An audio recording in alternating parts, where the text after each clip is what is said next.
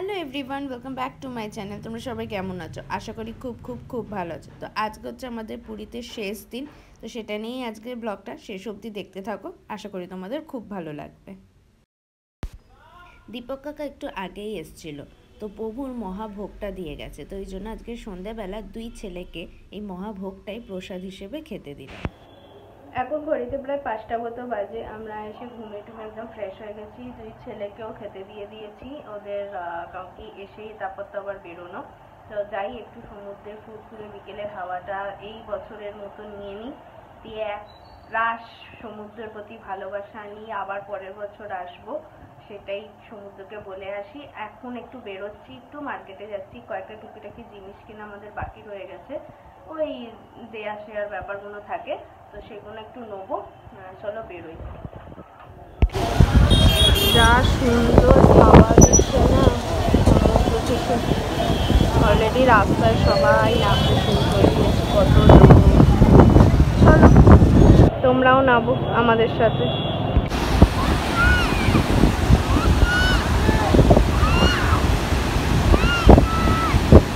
এই বছরের মতো সমুদ্রকে একটু ভালো করে উপভোগ করে।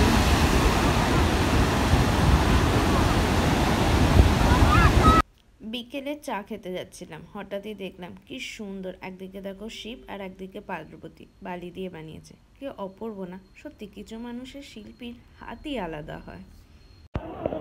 সমুদ্র তার সাথে হচ্ছে বিকেলের লেবু চা, জাস্ট জমে গেল।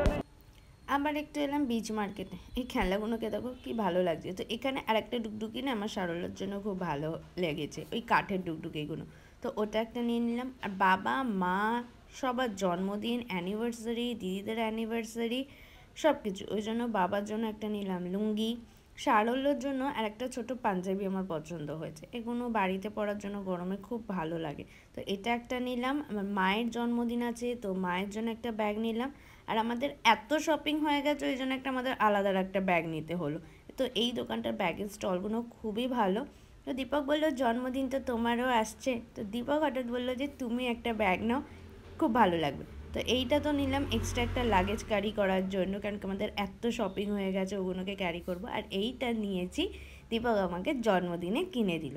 তো এখন এসছি একটু খাজা কিনতে। আমার বেস্ট ফ্রেন্ড অদ্রেশা ফোন করে বললো যে তুই পুরীতে আছিস? আমি বললাম হ্যাঁ। বললো আমার জন্য একটু খাজা নিয়ে আয়। তো খাজা নেওয়ার প্ল্যান সেরকমভাবে ছিল না, কিন্তু যখন ও ফোন করলে বললাম না তাহলে একটু সবার জন্য একটু অল্প অল্প করে খাজাও নিয়ে নিই, প্রসাদের খাজা তো আছে। তো ও যখন আবদার করলো তো ভাবলাম না ওটাও নিয়ে নিই। হয়ে গেছে খাজা নিয়ে, আর শপিং করাও হয়ে গেছে। এবার এগুলোকে হোটেলে রেখে আসি। হোটেলে রেখে আবার মন খারাপ, আমি বললাম না দীপক চলো এখনও টাইম আছে, একটু সমুদ্রের পাড়ে আবার বসে আসি। আর বিকেলে সন্ধ্যের এই সমুদ্র হাওয়া, এটা তো এখন 1 বছর আর পাবো না, আবার সেই পরের বছর যতটা পারি একটু উপভোগ।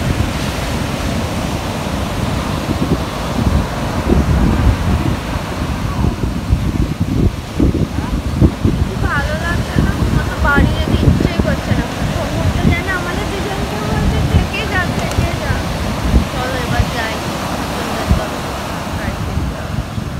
রেডি, দীপক পেছনে ব্যাগ নিয়ে নিয়েছে, আমি এবার রেডি হয়ে গেছি একদম সবাই মিলে। চলো বেরোই।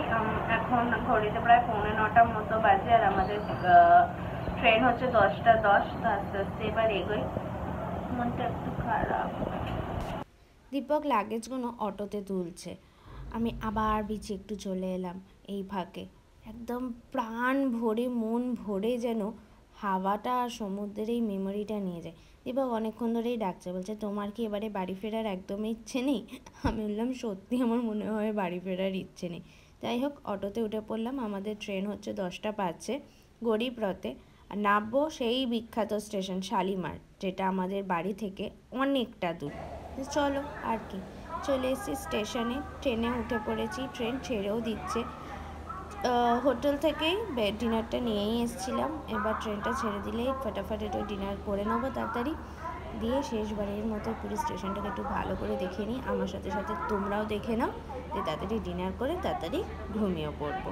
ব্যাস আর কি, পুরীর যাত্রা এখানেই শেষ। জয় জগন্নাথ। প্রভু পরের বছর কিন্তু ডাকতে ভুলো না আমাদেরকে। পরের দিন সকাল, রাতে আর ট্রেনে আর কি ভিডিও করব, কোনো ভিডিও করিনি। খেয়ে দিয়ে এত টায়ার্ড ছিলাম, দুজনে ঘুমিয়েছি, খুব ভালো ঘুম হয়েছে।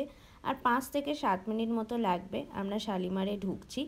সবাই নেমে যাক, সবাই নামার জন্য লাফালাফি করছে, রে বাপরে। আবার সবাই নেমে গেছে, মোটা ভুগিটা লাস্টে নামছি, কারণ কি সবাই মারামারি টানাটানি করে নামবে, মানে রিল্যাক্স করে আরামসে নামি। চলো এবার আসল হচ্ছে আবার 1.5 ঘন্টার জার্নি। এখন দ্বিতীয় হুগলি সেতুর ওপর দিয়ে যাচ্ছি মা গঙ্গাকে দেখতে দেখতে। খুব ভালো লাগছে, সকালবেলা অতটা জ্যাম নেই, মনে হয় আজকে জানো তো 1.5 ঘন্টা লাগবে না, ওটা তো বিকেল ছিল ওই জন্য অতটা টাইম লাগছিলো। হালকা সূর্যটা উঠে গেছে, মেঘ মেঘ ওয়েদার, বেশি গরম নেই, বেশ ভালো ওয়েদারটা, মনে তাড়াতাড়ি পৌঁছে যাবো আজকে বাড়ি। চলে এসছি বাড়ি। আর তাহলে পুরীর ব্লগটা আজকে এত দূর অব্দি রাখছি। বাড়িতে তো আজকে বিশাল কাজ, আজকে বাড়িতেই থাকবো, কাল থেকে আবার কাজ হবে। সব প্যাক লাগেজগুলো আনপ্যাক করতে হবে।